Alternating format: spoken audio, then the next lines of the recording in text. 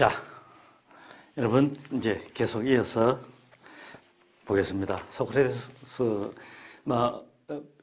전 시간에 이야기했는 그런 내용만 봐도 정말 소크라테스가 어떤 실천을 목표로 했는지, 진짜 지행 합의를 어떻게 실행했는지 여러분들이 충분히 알 수 있었을 거라고 생각을 합니다. 지금 이제 옆쪽을 보면은 103쪽에 아테네의 조크라는 제목으로 이렇게 쭉 나와 있는데요. 그 소크라테스가 소피스트와 같은 시대 사람이다. 소피스트 이야기는 여러분들한테 이미 또 지난주에 강의를 통해서 이야기를 했으니까 그걸 한번 참고해 보도록 하고, 이제 여기 나오는 말에서 필로소포스, 소피스트는 필로소포스다. 그러니까 지혜로운 사람이, 지혜를 사랑하는 사람이 되고자 했다 하는 것을 얼마든지 알 수 있고 거기서 나온 말이고, 그렇기 때문에 소피스트라는 용어를 번역을 할 때 궤변론자라고 번역하지 말고 그냥 소피스트라는 용어 그 자체로 사용하라고 이야기를 했습니다. 그 뜻에 궤변론이라는 뭐 그런 뜻이 들어가 있기는 하지만은 무조건 그렇게 해서는 안 된다. 지혜로운 사람이 되고자 했던, 지혜를 사랑하는 사람이 되고자 했던 사람들, 그 가운데서 이제 엉뚱한 소리 하는 사람도 좀 있을 수 있었다 하는 이야기고, 그 사람들의 관점에서는 또 그걸 우리는 이해를 못할 바는 아니잖아요. 그죠? 근데 그보다 더 진리가, 진실이 무엇이냐를 생각을 해야 될 겁니다. 근데 그렇게 생각하면은 104쪽 넘겨서 보면은 아주 이 중요한 말들이 나옵니다. 특히 우리가 지금 철학 강의를 하고 있는 입장에서 서양 철학사 전체를, 이제 시간이 많아서 서양 철학사 전체를 다 다루면 좋겠지만은 한 학기 안에서 서양 철학사 입문이라는 것에서 지금 특히 철학적인 문제, 서양 철학에서 다루었던, 출발했던 철학적인 문제들을 집중적으로 이렇게 하고 있습니다. 이 교재에 따라서 그 안에서 지금 이 말이 나옵니다. 철학자. 예. 이 책에도 나오지만 필로소퍼스, 그죠? 필로소퍼. 예. 뭐 이렇게 해놔 봅시다. 소피아에서 나왔는, 그냥 그대로 이렇게 당연히 하겠죠. 이렇게 읽어봅시다. 철학자는 자신이 근본적으로 아주 적은 것만을 알고 있다는 점을 정확히 알고 있다. 바로 그 때문에 그는 거듭 참된 인식에 도달하려고 애쓰는 것이다. 소크라테스가 바로 그 같은 드문 사람이다. 근데 여기서 중요한 말이 나옵니다. 철학자는 자신이 근본적으로 아주 적은 것만을 알고 있다는 점을 정확히 알고 있다. 그래서 사실은 우리는 분명하게 해야 됩니다. 이 철학자와 철학 교수, 이 구별해야 되는 겁니다. 사실은요. 그러니까 소크라테스가 철학 교수는 아니었잖아요. 근데 나는 지금 철학을 전공해서 박사학위를 받았는 철학 교수입니다. 그럼 교수가 뭐냐? 엄밀하게 보면 이게 직업이었지, 직업. 직업은 뭡니까? 직업은 직업을 가지고 돈벌이 하는 사람입니다. 철학을 가지고 돈벌이 하는 사람입니다. 근데 철학자는 엄밀하게 이제 구별해서 철학자는 철학을 가지고 돈벌이 하는 사람이 아니죠. 그러니까 여러분들이 오해하면 안 됩니다. 내가 철학으로 박사학위를 받아서 여러분들한테 철학 강의를 하고 있지만은 아무나한테 사실은 철학자라고 이야기할 수 없는 거죠. 그럼 철학 교수가 아니면은, 철학 박사학위가 없으면은 그러면은 철학자가 아니냐? 절대 그게 아니라는 이야기인 겁니다. 그렇기 때문에 방금 이 말이 굉장히 중요한 건데, 자신이 근본적으로 아주 적은 것만을 알고 있다는 점을 정확히 알고 있다. 그러니까 그걸 인정을 하고 적은 것만을 알고 있다는 것을 인정을 하고 모르는 것을 인정하는 거니까 이제 내가 내 자신이 그렇다는 것을 안다. 내 자신을 알라. 소크라테스 인용했는 그 말에 따라서 우리는 할 수 있을 것이고 그 모르는 것을 알고 싶어 한다. 그리고 자신이 알고 있는 것은 진짜로 알고 있는 거라고 한다면은 행한다. 실천한다. 그 행하는 것 속에서는 젊은이들 모아서 계몽하는 것들도 함께 포함이 되는 거고 심지어는 악법에 저항하기 위해서 그걸 몸소 보여주는 독배를 마시고 죽는 것을 몸소 보여주는 것까지도 행한 사람이 소크라테스다. 근데 당장 지금 우리가 살고 있는 현재 오늘 어제 혹은 일주일 전, 한 달 전, 1년 전 한번 보세요. 매스컴을 통해서 알고 있는 어떤 이 사건이 있어도 특히 대표적으로 누구 이름은 이야기를 하지 않더라도 그죠? 특히 좀 사회적으로 특히 정치적으로 민감한 사안이 있을 때 한마디 한마디 안 끼어드는 사람 모든 것에 그런 것에 끼어들어서 자기 SNS에 올리고 그걸 또 언론에서 전부 다 받아 써줘요. 가만 보면은 그 사람 봤을 때 모르는 게 있다고 생각이 듭니까? 도대체 얼마나 많이 알면은 그만큼 안 끼어드는 데가 없이 모든 걸 언급하고 전혀 그런 사람은 전혀 이런 쪽으로 진리를 찾아 나서는 진실을 말하려고 하는 철학자 전혀 아닌 거죠. 그래도 철학 교수 생각해 보세요. 학생들 앞에서 대학교에서 여러분들 학생들 앞에서 철학을 가르치는 사람들은 그래도 그나마 소크라테스를 조금이라도 닮아가려고 합니다. 그러니까 최대한 조심하는 거죠. 조심해야 되고 또 말과 행동에 언행에 조심을 해야 되는 겁니다. 내가 이 말을 해서 될까 안 될까 하는 생각부터 시작해서 내가 이런 행동을 해서 될까 안 될까 하는 거 당연히 생각을 해야 되는 거고 안 그러면 당장 여러분들이 먼저 알잖아요. 학생들이 먼저 압니다. 말하자면 저 사람 인성이 어떻고 하는 거 당장 압니다. 교수라는 직업을 가지고 철학을 팔아먹고 돈벌이 하는 거는 철학을 팔아먹고 사는 거죠. 교수라는 직업을 갖고 뭐 하는 거냐. 그래서 머릿속에 들어있는 행 말고 머릿속에 들어있는 지식만이 중요한 게 아니라는 것을. 근데 여기에도 끼지 못하면서 철학자가 될 수 없는 것은 그거는 두말할 필요가 없다고 내가 조금 전에 이야기를 했고 그리고 여기에도 끼지 못하는 그런 사람이 이 세상 모든 것에 대해서 모르는 게 없다. 어떤 사람으로 생각해야 됩니까, 우리는? 학업 중에서도 저 밑에 학업. 그죠? 소크라테스가 이런 거는 우리한테 아주 중요한 가르침을 주는 겁니다, 지금. 자, 한 달락 밑에 내려가서 봅시다. 따라서 철학자란, 철학자, 그죠? 자신이 이해하지 못한 것이 많이 있다는 사실을 깨닫는 사람이다. 또 그러한 사실이 그 자신을 괴롭히지. 예. 모르고 있는 게 많다는 것을 깨달으면은 왜 이래 진짜 내가 멍청하고 바보 같을까? 물론 지식적으로만 모른다고 멍청하고 바보다 이런 생각을 할 필요는 없을 겁니다. 그것보다는 내가 안다고 생각을 했는데 모르고 있었네. 그런 걸 누구한테 고백을 하지 않더라도 스스로 그런 거를 깨닫게 된다면은 자기 자신에 대한 자책감이 얼마나 많이 들겠습니까? 지금 그런 의미에서 괴롭히지 하는 이야기입니다. 그렇게 보면 철학자는 거짓된 지식을 뽐내는 이들보다는 훨씬 현명하다. 네.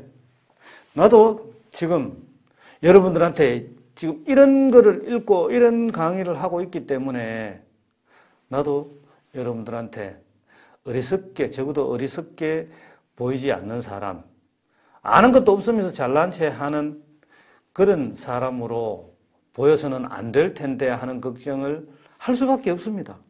여러분들이 나를 어떻게 볼까? 당연히 모든 것에 신경을 써야 되죠. 그러니까 거기서 소크라테스의 가르침처럼 이야기를 하자면은 알지도 못하면서 입만 나불나불거리네 라는 소리는 안 들어야 되겠죠. 행하지도 못하면서 실천도 하지 않으면서 말만 떠벌리고 있네 이런 소리 안 들어야 돼. 그렇게 살지 않아야 된다는 이야기인 겁니다. 자, 이어서 계속 보면은 내가 가장 현명한 사람은 자신이 아무것도 모른다는 사실을 아는 사람이라고 말했지. 소크라테스는 스스로 내가 알고 있는 단 한 가지는 내가 아무것도 모르고 있다는 사실이다 하고 말했다. 근데 이 사람이 이제 이 글을 이렇게 이 책을 이렇게 썼다고 해가지고 무조건 우리도 100% 이 사람 말대로 따라야 할 이유는 없습니다. 왜냐하면 이 내용에 보면은 진짜 소크라테스가 자기가 알고 있는 것은 아무것도 없고 알고 있는 것은 단 하나, 내가 아무것도 모르고 있다는 사실이다 하는 그런 식일까요? 그건 아니잖아요. 만약 소크라테스가 진짜로 이 표현을 그대로 했다면은 이거는 겸손이 지나쳤다고 우리는 생각할 수 있을 겁니다. 아는 거 많잖아요. 소크라테스 아는 거 많았었잖아요.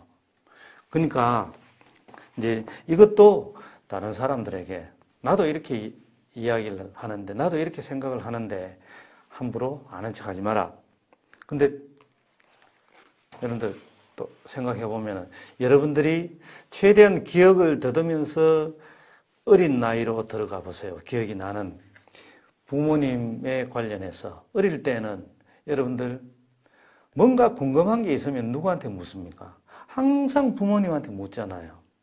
근데 그때마다 부모님이 그게 거짓말이었건 어쨌건 간에 그러니까 시간이 지나서 보면은 가보니까 이 거짓말이었는데 근데 그때 당시에는 부모님이 여러분들이 물었고 궁금해하는 것을 즉 모르는 것을 부모님한테 물었고 그 부모님이 대답을 해주면 부모님은 도대체가 우리 부모님은 우리 엄마 아빠는 모르는 게 없어. 거의 슈퍼맨, 초능력자야. 이런 생각, 나이가 어릴수록 그런 생각 들잖아요. 근데 이제 여러분들이 조금씩 나이가 들면서 조금씩 커가면서 가보니까 그게 아니야. 부모님도 모르는 게 많아. 그런 걸 느낄수록 어떻게 됩니까? 이제 묻게 되는 것을 부모님한테 그동안에 늘 물어왔던 것을 점점 그 질문 수를 줄이게 되는 거죠. 근데 이제 그런 상황에서 부모님이 만약 이제 인정을 한다면은 그래 지금까지 네가 어릴 때 참 물어오면 다 대답해주고 했는데 사실은 다 알아서 그런 게 아니라 아는 척 했는 것도 많아라고 한다면은 여러분들 눈에 부모님이 어떻게 보였을까? 바로 지금 그런 걸 우리 부모님 굉장히 솔직하시네 생각이 들겠죠, 그죠? 그런 식들의 의미를 생각할 수 있을 겁니다. 그러니까 이제 소피아 이 말을 잘 적어두어라. 철학자들 사이에서도 이러한 고백을 하는 사람은 아주 드물다. 네, 이야기를 했잖아요. 그냥 철학을 지식으로 팔아먹고 사는 직업을 가진 사람들, 대학교에서는 그게 철학 교수다. 근데 그 안에 철학 교수들 중에서도 진정으로 철학자가 되고자 노력하는 사람들도 제법 있다. 근데 구체적으로 몇 명 이런 걸 여러분들한테 이야기할 수 없으니까 그냥 제법이라는 말로 표현할 수밖에 없습니다.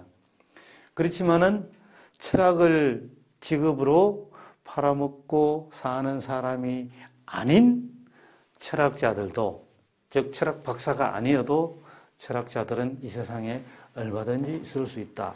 진실이 무엇인지, 진리가 무엇인지를 파고드는, 궁금해서 파고드는 사람들, 그런 사람들이 되겠죠, 그죠? 자, 옆 페이지로 넘어가면은 이제 이런 이야기가 나옵니다. 옆 페이지 넘어가서 두 번째 단락에 보면 정확히 말하면 우리 인류는 적절한 대답을 손쉽게 구할 수 없는 수많은 어려운 문제들에 직면한다. 맞습니다. 여러분들 방금 이야기했지만은 철학 박사 학위를 받고 대학교에서 가르치는 교수라고 하면은 철학 박사라는 뜻이 뭡니까? 그 분야에 대해서 박학한 지식인이라는 이야기입니다. 그럼 그 분야, 철학이 아닌 분야 많잖아요. 다른 분야에 대해서는 즉 대학교로 생각을 하면은 다른 전공을 하고 있는 대학교 1학년보다도 그 전공 1학년보다도 모르는 게 훨씬 더 많이 있을 겁니다. 철학에 대해서는 그 분야, 다른 분야 사람들보다 더 많이 알지라도, 즉 철학 박사라고 하더라도 지금 그러니까 우리 사람들은 누구나 이제 그렇잖아요. 모든 분야 늘 지금 이야기를 해왔듯이 모든 분야를 100% 다 알 수 있는 사람, 알고 있는 사람은 아무도 없기 때문에 우리는 진짜 그렇게 모르는 것에 대해서 대답을 못 구하는 문제들이 사실은 굉장히 아니라 엄청나게 많이 있죠. 그래서 우리에게는 두 가지 가능한 길이 열려 있다. 하나는 우리가 우리 자신과 세상 모든 사람을 기만하면서 알만한 값어치가 있는 것을 우리가 모두 아는 양 행동하는 것이다.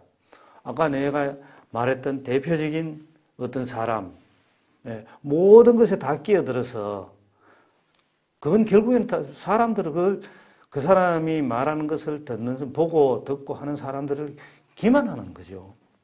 바로 그런 것. 다른 하나는 중요한 문제에 직면해서 두 눈을 감고 아예 문제 삼지 않는 것이다. 물론 이것도 또 옳은 방법이 아니죠. 두 눈을 감고 있는 게 아니라 자기가 모르는 것을 끝까지 알려고 파헤치는 그런 자세를 가지고 자기가 할 수 있는 데까지 나아가 보는 거예요. 인간은 바로 그런 식으로 살아야 되는 거죠. 누구나가 이런 거는 전공하고 전혀 상관없이 그렇게 돼야 되는 거죠. 지금 이 이야기를 하면서 소크라테스 이야기를 계속 책에서 하고 있습니다. 그러다 보니까 이제 뒷페이지 넘어가면 제목이 올바른 인식은 올바른 행동을 유도한다 해놨습니다. 올바른 인식은 진짜 제대로 바르게 알고 있으면은 그 바르게 알고 있는 것에 따라서 행동을 하게 된다. 아까 내가 지행합일 여기 칠판에 쓰면서 이야기를 했잖아요. 바로 그 이야기입니다. 그래서 그 이야기 밑에 네 줄째 무엇이 선인지 아는 사람은 선을 행할 것이다. 진짜 선이 무엇인지. 자, 소크라테스는 올바른 인식이라는 말을 할 때 계속 여러분들이 생각하세요. 이제는 조금씩 여러분들 머릿속에 체계도 잡아 나가야 되겠죠. 5가지 감각기관을 통해서 받아들였는 것을, 즉 우리의 머릿속에, 기억 속에, 정신 속에 받아들인 것을 하나로 체계화해서 뭔가 하나로 이것이다 라고 끄집어내는 거, 그렇게 될 때 올바른 인식이라고 할 수 있겠죠. 올바른 인식은 올바른 행동을 유도한다고 생각했다. 그리고 그는 옳은 일을 행하는 사람만이 올바른 인간이 될 수 있다고 생각했다. 옳은 일을 행하는 사람만이 올바른 인간이 될 수 있다.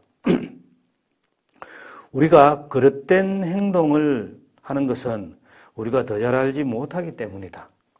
그러므로 우리가 지식의 폭을 넓히는 일은 매우 중요하다.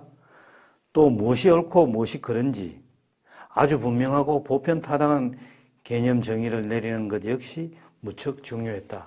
자, 여기 이제 누구라는 말은 지우고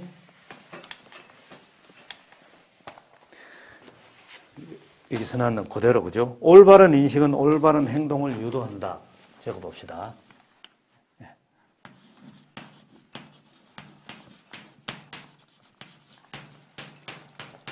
올바른 인식은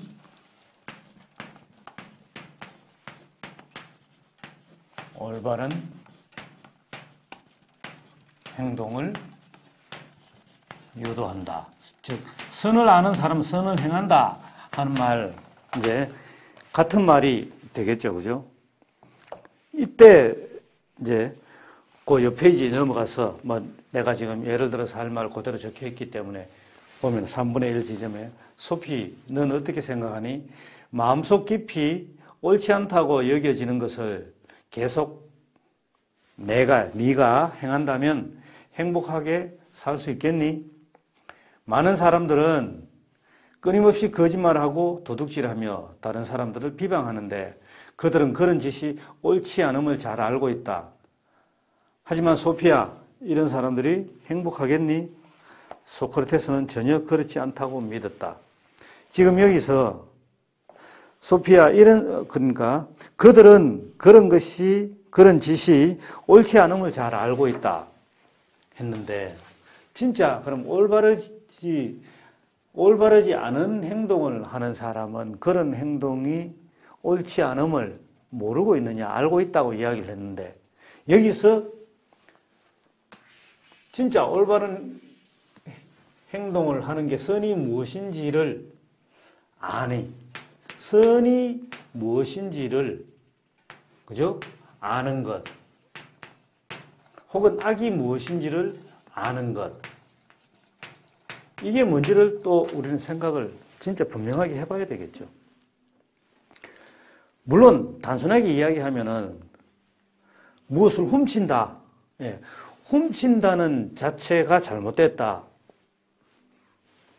그렇게 이야기하고 그렇게 생각하고 보통은 다 그렇게 생각하겠죠. 근데 훔치는 자체가 잘못이 아니라고 생각하는 사람도 있을 수 있을 겁니다. 왜냐하면은 그게 자기한테 행복을 가져다 준다, 자기한테 기쁨을 가져다 준다고 생각을 하는 사람도 있을 수 있을 테니까요. 그럼 소크라테스식으로 이야기를 했을 때 악을 행하는 사람은 그 행하는 것이 악이라는 것을 모르기 때문에 그게 아니라 악인 줄 알면서 행한다. 악이가 아니고 악인 줄, 잘못된 것인 줄 알면서 행한다 하는 이야기가 되는 거잖아요. 그럼 이거를 단순하게가 아니라 좀 깊게 한번 생각해 보면은, 진짜 아까 도둑질 이야기를 했듯이 도둑질이 잘못된 것인 줄 안다. 알면 도둑질을 안 할 텐데 이렇게 될 거잖아요. 소크라테스식으로. 근데 과연 그게 도둑질이 잘못된 것인 줄 안다고 했을 때 그때의 알미, 진짜 그가 알고 있는 진짜의 알미일까 하는 걸로 우리는 생각해 볼 수 있는 거죠. 그러니까 도둑질을 했을 때 도둑질 자체만 그게 잘못된 게 아니라, 여기 자, 도둑질, 이거 자체만 잘못된 게 아니라 이것으로 인해서 발생할 수 있는 수많은 문제들이 있을 수 있습니다. 이 문제들이 전부 다 누군가는 물건을 도둑 맞아서 아파할 것이고, 혹은 본인도 이제 당장 두 사람 사이의 관계를 생각을 해보면은 본인도 이걸 훔쳐서, 들키지 않는 한, 훔쳤다는 것을 들키지 않는 한 자기 걸로 해서 잘 사용하고 어디 팔아먹고 등등 한다. 그걸로 인해서 나는 풍요롭게 잘 산다. 근데 거기서 들키지 않아야 되는데 하는 생각하면 절대로 마음 편하지 않겠죠. 불안하고 누군가의 눈치를 보고 누가 보는 사람이 없나? 그런 행위들 전부 다 옳지 않다는 것을, 그런 생각을 하고 하는데 그런 행위가 옳으냐 옳지 않으냐 하는 것을 생각하지 못한다. 그리고 언젠가는 또 잡힐 거 아니냐? 아니면 자기가 훔쳤는 것을, 자기가 훔친 행동을 해봤기 때문에 다른 사람이 또 자기 걸 훔칠 수도 있다. 그런 모든 것에까지 종합적으로 생각을 확대해서 종합적으로 알아야지만이 그게 이런 게 잘못된 것이라는 것을 제대로 아는 게 될 겁니다. 단순하게 자기가 그 순간에 훔치는 그 자체만 갖고 이야기할 게 아니라 이제 소크라테스 식으로 이야기를 한다고 말했습니다. 그래 봤을 때 악이라는 게 무엇인지를 아는 사람은 그게 올바르지 않다는 것을 아니까 결국 그런 것을 행하지 않을 것이라고 이야기를 했는데 결국 이런 게 올바르지 않다는 것을 그 사람은 제대로 알고 있는 게 아니라는 이야기인 거죠. 그리고 선의 혹은 선한 행동이 어떤 과정과 결과를 낳을 것인지를 역시 제대로 안다면 선을 행할 텐데 그걸 모르기 때문에 그걸 제대로 아는 게 아니기 때문에 선을 행하지 못한다 하는 이야기인 겁니다. 결국 우리는 일상생활 속에서도 선과 악이라는 단어를 사용해가면서 말은 하지만은 제대로 알고 있는 게 아니다. 그걸 제대로 아는 것부터 중요하다 하는 이야기를 하는 거죠. 여기서 우리는 지행합의를 다시금 이야기할 수 있는 겁니다.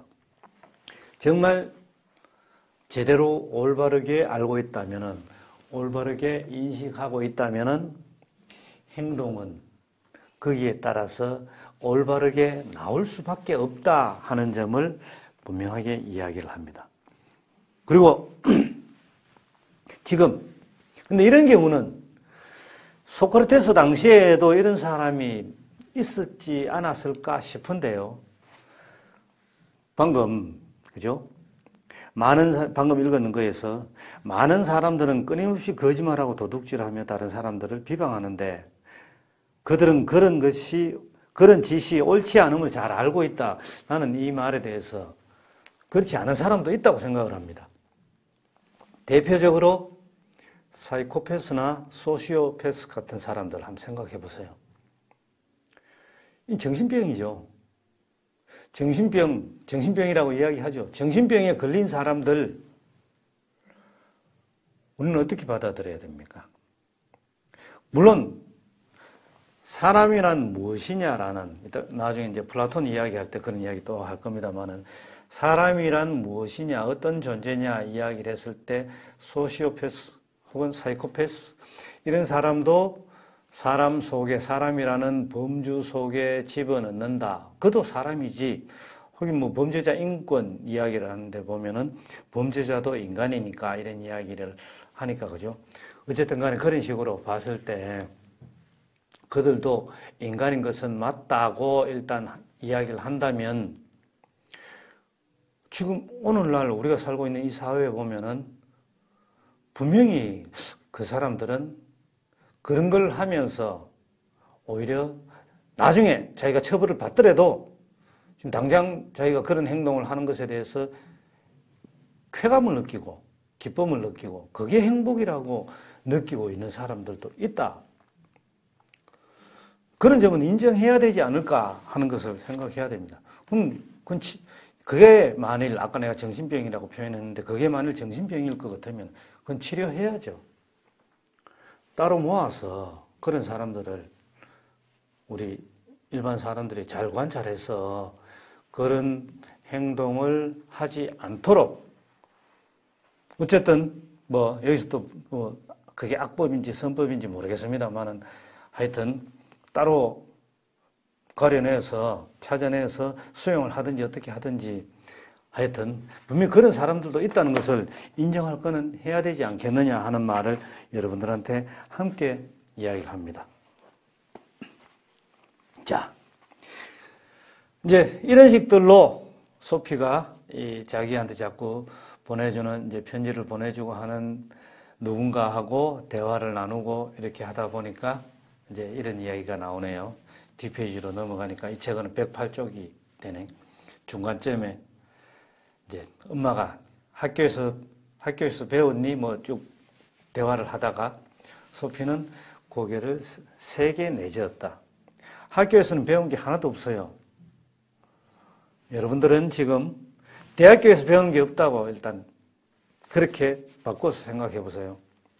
학교 선생님과 진짜 철학자 사이에는 큰 차이가 있어요.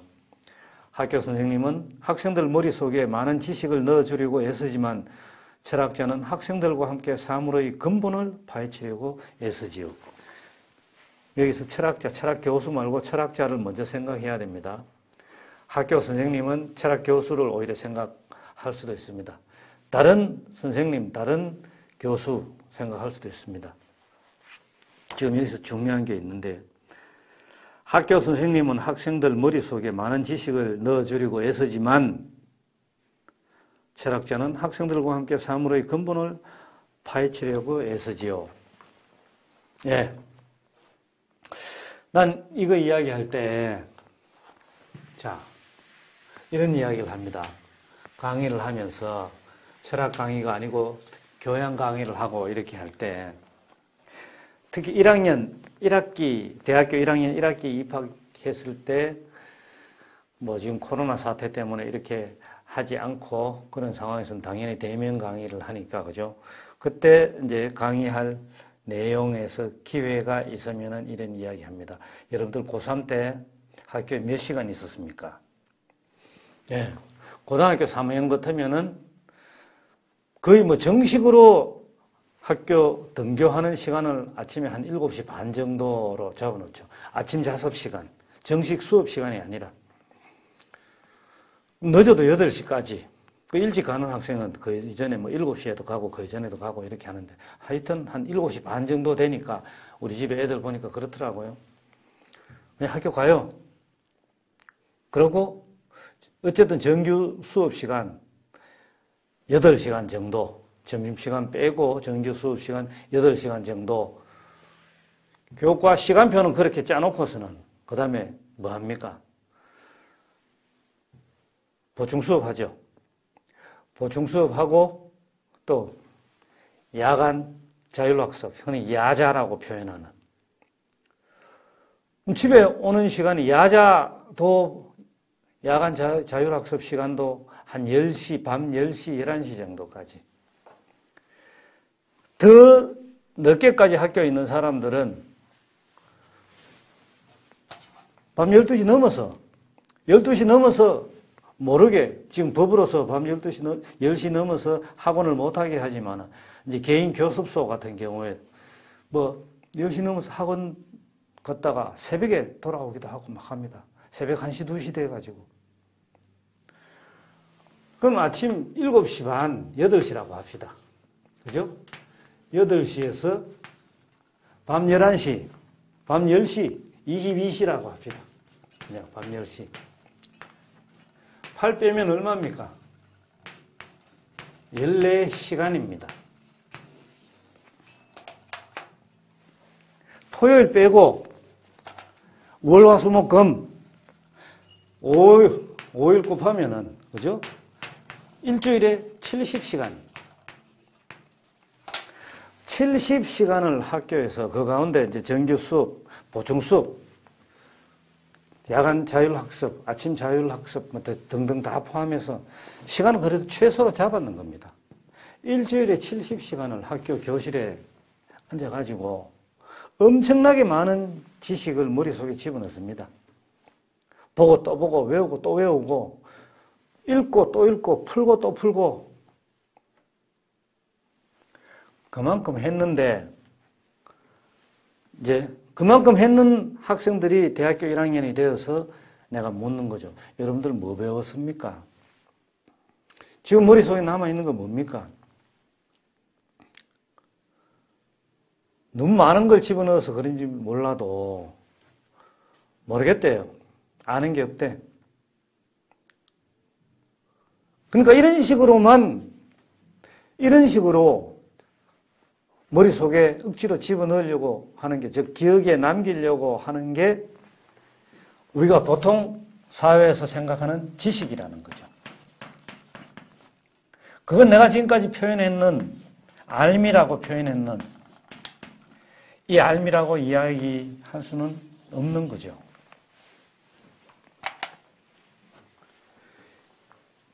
이게 대표적으로 내가 아까 이제 분필 예를 들었지만 이거 말고 어떤 도구를 가지고 이야기를 한다면 그죠? 자가 있다고 합시다. 자가 30cm짜리 자가 있다고 합시다. 이게 뭡니까 하면 자인 줄 알아. 근데 이걸 무슨 용도로 어디에 사용되는지 해보라고 하면은 그건 모른다는 이야기입니다. 우리는 그런 식들로 알고 있는 게 굉장히 많이 있습니다. 더 좀 쉬운 예로 한번 들어보면은 역사적인 지식, 역사를 배우고 이렇게 할 때 역사적인 지식, 몇 년도에 뭐가 일어났고 어떤 사건이 일어났고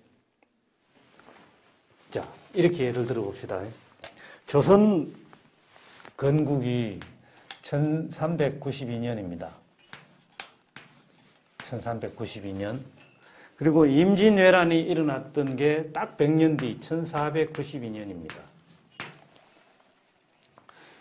이 100년 동안 조선 건국부터 시작해서 제대로 지금 이때 당시에 살았는 게 아니기 때문에 단편적으로 조선 건국, 임진왜란 뭐 이런 식으로 외워서 시험은 칠 수 있으되 시험에 만점은 받을 수 있으되 우리가 이걸 지금 역사를 이야기를 하는 거니까 그죠?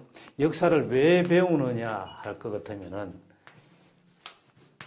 어차피 예를 들어서 지금 이야기를 하는 거니까 역사를 배우는 이유는 역사에는 여러 가지 사건들이 일어나는데 그 사건들은 어떤 식으로든지 간에 서로 연관성이 있을 수밖에 없다. 이 100년이라는 세월이 흘렀다면 100년 속에 분명히 연관성을 가지고 100년이 지났다는 이야기인 거죠. 그 사이에서 수많은 사건, 사고들이 일어나는데 좋은 사건, 나쁜 사건 등등 해서 그 좋은 사건들은 나중 사람들, 후세 사람들한테 귀감이 되고 이렇게 하니까 그것을 계속해서 살리는 게 좋겠다. 살려나가자.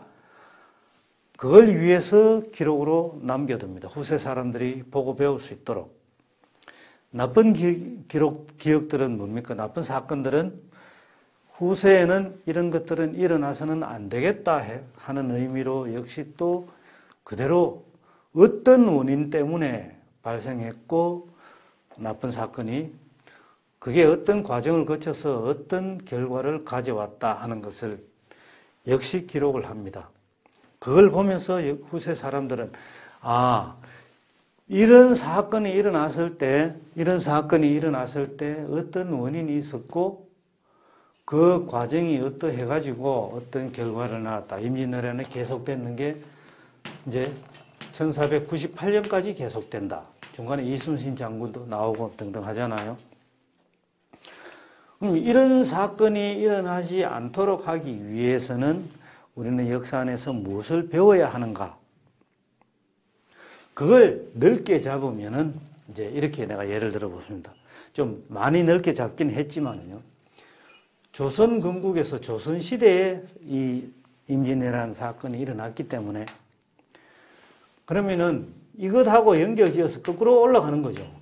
임진왜란이 일어날 수밖에 없었던 여러 가지 원인을 찾고 거기에 연관성이 있는 것들을 찾습니다. 그 원인은 국내적으로 찾을 수 있고 국외적으로도 찾을 수 있습니다. 연관성과 원인들은. 국내는 조선시대에서 국외는 일본 놈들이, 외놈들이 쳐들어와서 임진왜란이 일어났으니까. 근데 그 외국, 일본, 그죠? 그리고 임진왜란 당시 이 중국의 명나라, 우리나라하고 국내하고 일본, 명나라 이 관계를 또 다 알아야 되는 거죠. 그러니까 지금 이야기를 하는 겁니다. 제대로 아는 것은 몇 년도에 뭐가 일어났고 하는 것만 외워서 하는 게 아니라, 그러니까 몇 년도에 뭐가 일어났는지를 물으면 그건 아는데 그게 왜 일어났고 그게 어떤 연관성을 갖고 있고 그런 것들을 우리가 지금 왜 기억해야 하느냐고 물으면 대답할 수 있는 학생들이 없다는 이야기죠. 그게 지식인 건 맞는데 알면 아니라는 이야기입니다. 여러분들한테 지금 하고 싶은 이야기가. 그러니까 하루에 14시간, 최소 14시간 이상씩, 일주일에 70시간 이상을 수능이라는 수학능력 시험이라는 그 시험을 잘 보기 위해서, 시험을 잘 치르기 위해서 그렇게 부지런히 해도 머릿속에 집어넣어도 아는 게 뭐냐고 물으면은 단편적인 것은 이야기를 해도 전체적인 것은 종합적으로 서로 연관성을 주고서 아는 게 없다는 이야기인 겁니다. 이게 지금 여기서 이야기하고 있는 이런 말하고 바로 직결되는 거죠.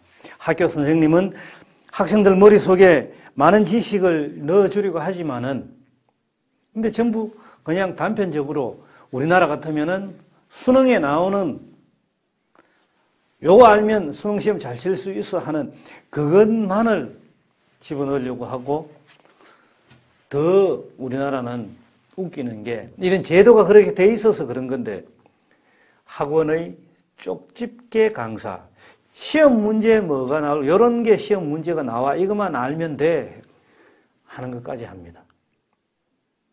근데 그쪽으로 그런 사람들이 우리나라에서는 현재 그런 사람들이 돈을 많이 벌잖아요. 그쪽으로만 연결해가지고 진짜배기 알을 이야기하려고 하지 않는다는 거죠. 근본을 파헤치려고 여기서 이야기하고 있잖아요. 사물의 근본을 파헤치려고 해서지요. 이 근본을 파헤치려고 하지 않는다는 이야기인 겁니다. 그걸 내가 대표적으로 지금 이런 이야기를 했는 겁니다. 1392년에서 1492년 100년 동안 너무 길게 잡았다면 10년만 거슬러 올라가서 그러면 1482년도 하고 92년 사이에 우리가 임진왜란이 일어날 수밖에 없었던 우리나라 국내적인 어떤 원인 같은 것은 없었을까? 그러니까 만일 평소에 그런 것들을 근원을 외부의 어떤 침략이 있어도 절대적으로 물리칠 수 있는 방비 태세를 갖출 수 있도록 하려면은 그 10년 동안에, 넓게는 100년 동안에 그런 것들을 늘 대비해서 잘 갖추고 있었어야 됐겠죠. 그죠? 외놈들이 침략 시작을 했을 때 바로 초전 박살 이야기하는, 국내 상륙하지도 못하고 전부 바다에 수장시킬 수 있는, 그 당시에 그게 그렇지 못했는 원인이 무엇인가를 밝혀서 함께 가르쳐줘야 진짜배기 알미라는 이야기인 거죠. 그게 근본을 파헤치는 거죠. 이런 것들이 필요하다는 것을 이야기를 하는 겁니다. 그러니까 철학자, 지금 소크라테스는 이제 진정한 철학자라는 것을 결국에는 이야기를 하는 겁니다. 우리가 거의 이 강의 학기 초로 돌아가서 생각을 해보면은 우리가 철학을 왜 배우느냐, 철학 공부를 왜 하느냐, 철학적으로 왜 생각을 해봐야 되느냐, 외부로 보지 마세요. 우리 자신한테로 다시 되돌아와서 생각하는 거죠. 나는 왜 살고 있느냐 하는 것을 생각을 해보는 거죠. 우리는 뭔가를, 특히 행복을 느끼기 위해서는 뭔가를 가지려고 합니다. 물질적이든 정신적이든 가지려고 합니다. 물질적으로 더 많이 가지고 싶어 하고, 맞습니다. 나도 그렇습니다. 배가 고프면 먹어야 되거든요. 좀 이따가 밥 먹으러 가야 됩니다. 필요한 게 있으면 가지고 싶습니다. 정신적으로도 내가 뭔가를 추구하는 게 있으면은 그걸 가지기를 원합니다. 근데 그렇게 가지기를 원하는 사람의, 즉 주체인 나는 도대체 어떤 사람인가, 어떤 존재인가, 거기에 대해서 관심을 갖지 않고 바깥으로만 내 5가지 감각기관으로 보이는, 느낄 수 있는 그것들로만 관심을 보이고 그쪽으로, 바깥으로만 오로지 나갑니다. 내면적으로 내한테 부족했던 것을 아까 가지면서 행복을 느낀다고 했는데, 내면적으로 내가 몰랐던 것을 알게 됨으로써 느끼는 그 행복한 마음들, 이런 것들은 없을까?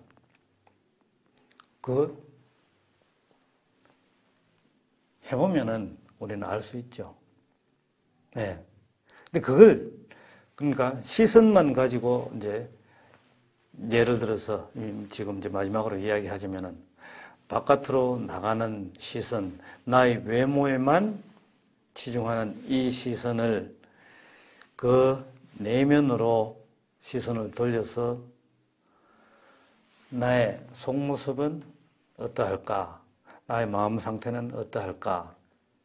그러니까 뭔가를 가짐으로 해가지고 많이 가짐으로써 행복감을 느끼는데, 근데 당장 이 순간에는 이거 하나만 가지면 행복할 거라고 생각을 했는데, 사람들은 이걸 내 소유로 만들고 나면 얼마 지나지 않아서 곧장 실증을 느끼고 또 다른 거를 추구하게 된다. 다른 걸 가지게 된다. 도대체 그런 나는 만족을 모른다면 나는 언제 도대체가 만족하고 행복할 수 있을까? 오히려 그러면은 다른 방법으로 내가 행복할 수 있는 방법은 없을까? 그런 것들을 깊게 생각하면서 그 다른 방법을 찾아나가는 자기 자신을 발견하게 되고 알게 되는 모습. 그게 지식에서 지혜로 돌아오는 길이라고 이야기를 했습니다. 네. 지금 소크라테스 결국에는 그냥 지식만이 아니라 진짜로 아는 그 알물 바탕으로 행한다면은, 즉 그렇게 살아간다면은 우리는 정말 얼마나 행복할까 하는 이야기를 끝으로 소크라테스 사상을 전하는 건 이걸로 마치도록 하겠습니다. 예, 감사합니다.